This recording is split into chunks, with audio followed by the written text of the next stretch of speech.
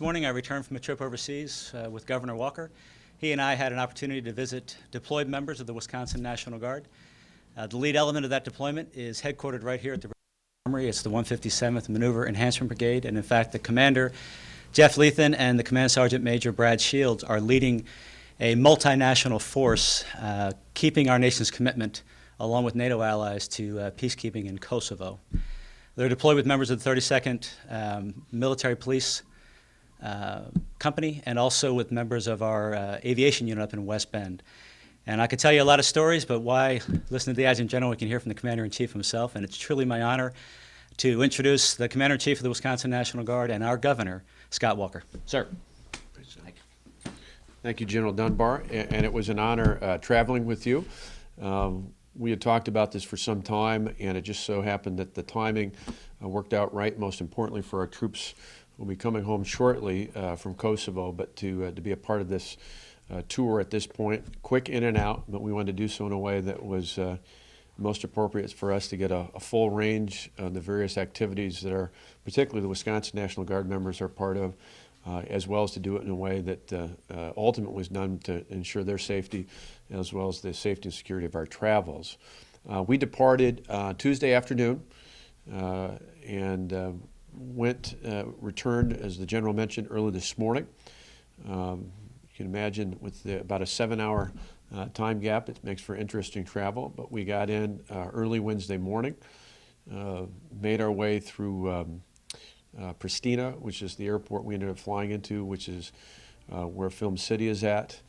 Spent the day there talking, and that's where you have the Kosovo force in general. In fact, I'll show you. It's probably easier showing than just talking about it. We have a book that we brought back, the General and I both did, but this shows Kosovo as a whole.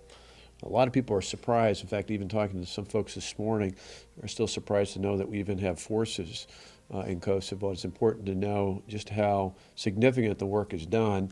Overall, the Kosovo force, we met with General Drews to talk about the overall forces in Film City, but you've got 29 different countries are represented. That was probably one of the most interesting things for General Dunbar and I, but to hear from our soldiers, one of the things that they mentioned repeatedly that they found pretty interesting, pretty exciting, was to serve with so many different countries and to make friends and associates with so many other countries. But there are 29 troops as part of the Kosovo force, over 5,500 personnel. Of that, you've got the eastern half of the country is under the Multinational Battle Group East, which, as the General mentioned, is led by Colonel Lethan and Command Master Sergeant Shields, just doing a phenomenal job.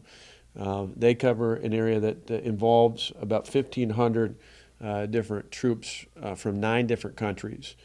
From the United States, there's about 700 from 32 different states, about 164 directly from Wisconsin between the 157 and the units deployed out of West Bend. And then you see as a part of that, those are 12 different National Guard units and 1 reserve unit of the United States Army as well.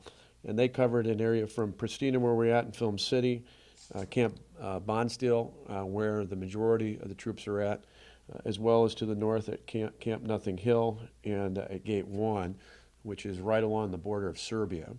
We covered in our trips there between Wednesday and then back out again yesterday and Thursday.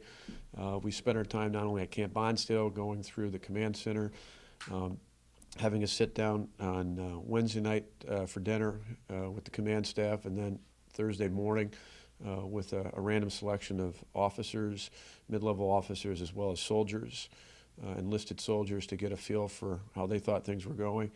We got a security briefing and update, and then we actually spent time. One of the more exciting things was I was able to give the oath to 5 soldiers who re-enlisted.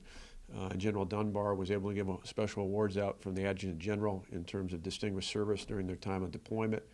We did a town hall meeting with all the troops from Wisconsin to talk not just about their deployment, but talk about the return and the benefits that are available to them, and how we're going to work with the Department of Defense and through the State's Department of Military Affairs and the State's Department of Veterans Affairs to make sure they were fully integrated back into the jobs, or for those looking for work into jobs there as well.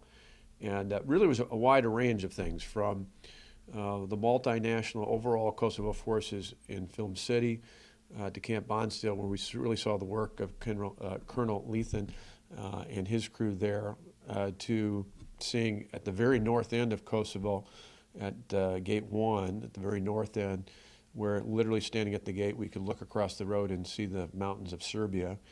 And there's a spot where, because of the work of our crew from Wisconsin, they came in and took an area that when they first arrived, they literally would land in a helicopter, get out, and sink in mud. Through Command Sergeant Major Shields did a phenomenal job of doing what no other had done before, and that is getting the gravel and that in there to make it a sustainable site. We not only saw folks from the United States, but also at that stop folks from Armenia and from Morocco at that particular site. And it was just interesting to see the great respect they have for the United States military. There's just a tremendous amount of respect. They look to the United States for leadership. They look to our armed forces for leadership. And I think for a lot of folks who don't fully know that we have troops there, it's interesting to see just how significant the efforts are, not only at Gate 1, which is in many ways feels like standing right on the wall in terms of keeping track of what's going on.